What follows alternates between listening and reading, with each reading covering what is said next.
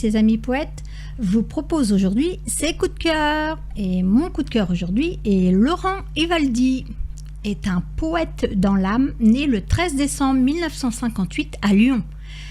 Habite Saint-André-le-Gaz, entre Lyon et Chambéry, dans le nord de l'Isère. Déjà enfant, il avait un imaginaire développé et différent des enfants de son âge. Dès son adolescence et depuis le décès de son père à l'âge de 14 ans, il crée des poèmes et des dessins sortis de son imaginaire jusqu'à l'âge de 17 ans. À partir de là, ces poètes se sont fait rares, très rares.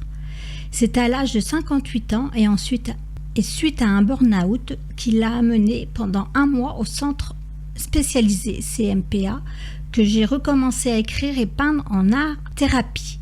Depuis, il a travaillé ses aptitudes d'auteur de poésie. Mais le plaisir du langage et de la création du monde de son enfance n'a jamais disparu.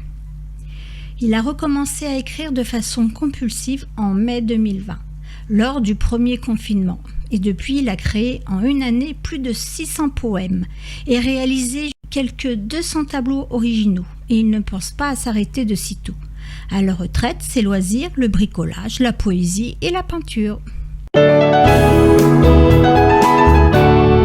Et voici maintenant, je n'ai plus autant faim de la vie, comme le ventre creux que j'étais avant.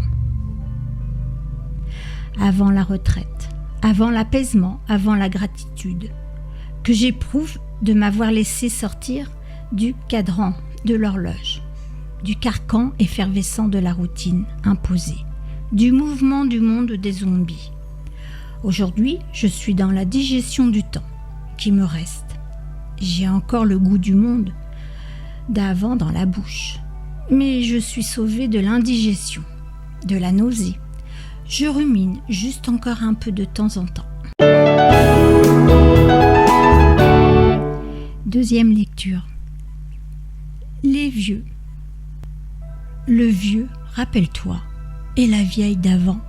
Quels sont leurs noms déjà? Rappelle-toi, tu sais ceux que l'on ne croise plus, quand la fatigue les tient.